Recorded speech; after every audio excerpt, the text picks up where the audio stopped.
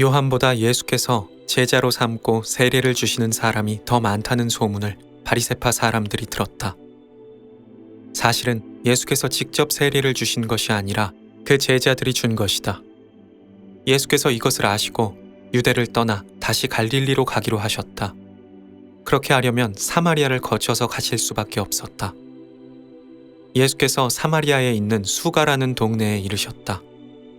이 동네는 야곱이 아들 요셉에게 준 땅에서 가까운 곳이며 야곱의 우물이 거기에 있었다.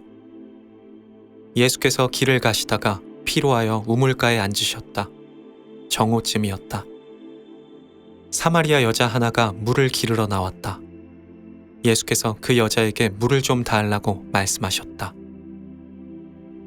제자들은 먹을 것을 사러 동네에 들어가서 그 자리에 없었다.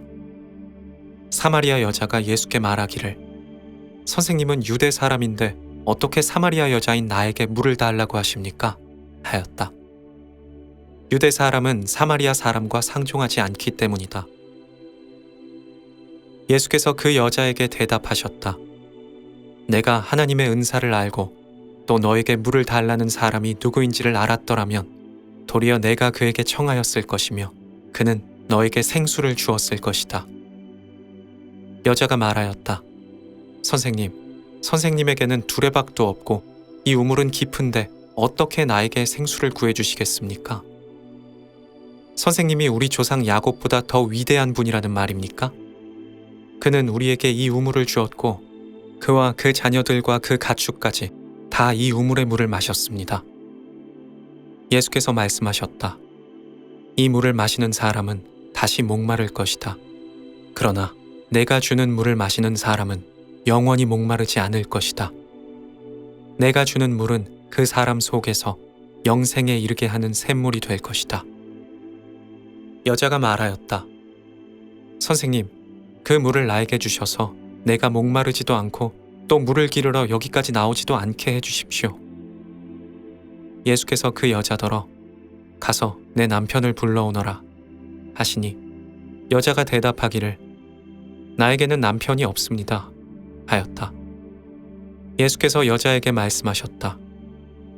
남편이 없다고 한 말이 옳다. 너에게는 남편이 5이나 있었고 지금 같이 살고 있는 남자도 내 남편이 아니니 제대로 말하였다. 여자가 말하기를 선생님, 내가 보니 선생님은 예언자이십니다. 우리 조상은 이 산 위에서 예배를 드렸는데 선생님네 사람들은 예배드려야 할 곳이 예루살렘에 있다고 합니다. 하였다.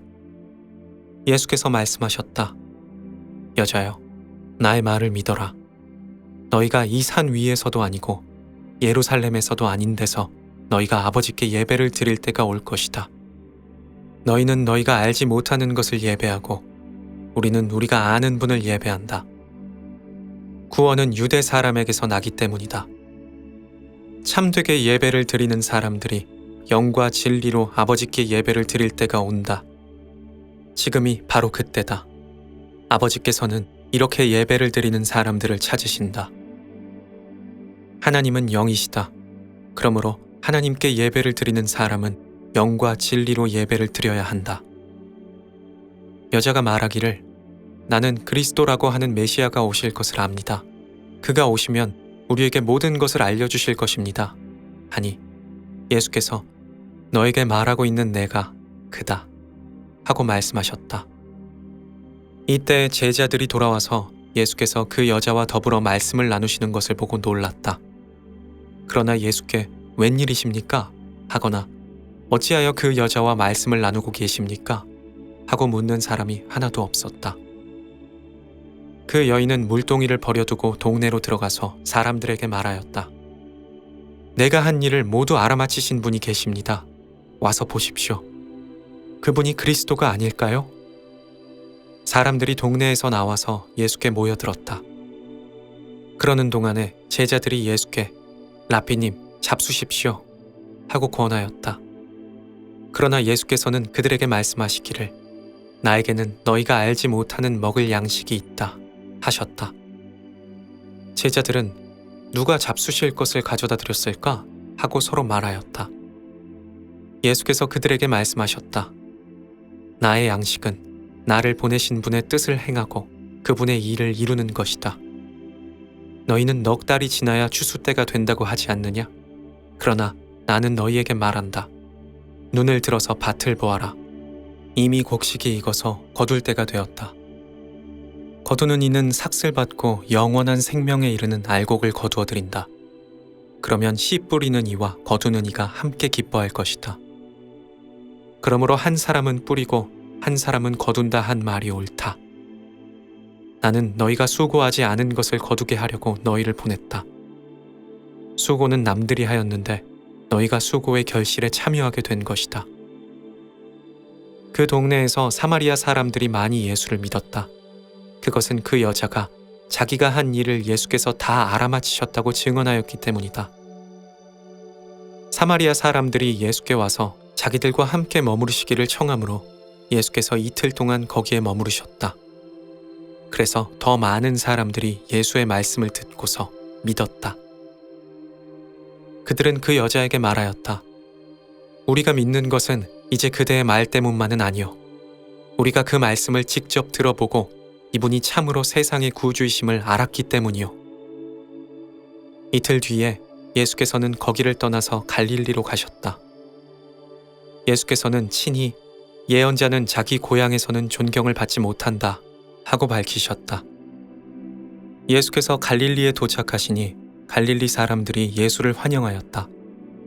그들도 명절을 지키러 예루살렘에 갔다가 예수께서 거기에서 하신 모든 일을 보았기 때문이다.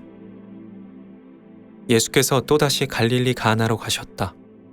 그곳은 전에 물로 포도주를 만드신 곳이다. 거기에 왕의 신하가 한 사람이 있었는데 그의 아들이 가버나움에서 앓고 있었다. 그 사람은 예수께서 유대에서 나와서 갈릴리로 들어가셨다는 소문을 듣고 예수께 와서 제발 가버나움으로 내려오셔서 아들을 고쳐주십시오 하고 애원하였다. 아들이 거의 죽게 되었기 때문이다. 예수께서 그에게 말씀하셨다. 너희는 표적이나 기이한 일들을 보지 않고는 결코 믿으려고 하지 않는다. 신하가 예수께 간청하였다. 선생님, 내 아이가 죽기 전에 내려와 주십시오. 예수께서 말씀하셨다. 집으로 돌아가거라. 내 아들이 살 것이다.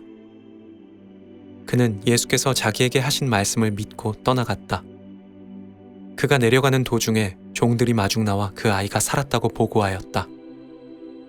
그가 종들에게 아이가 낫게 된 때를 물어보니 어제 오후 1시에 열기가 떨어졌습니다 하고 종들이 대답하였다. 아이 아버지는 그때가 예수께서 내 아들이 살 것이다 하고 말씀하신 바로 그 시각인 것을 알았다. 그리고 그와 그의 온 집안이 함께 믿었다. 이것은 예수께서 유대에서 나와서 갈릴리로 돌아오신 뒤에 하신 둘째 표적이다.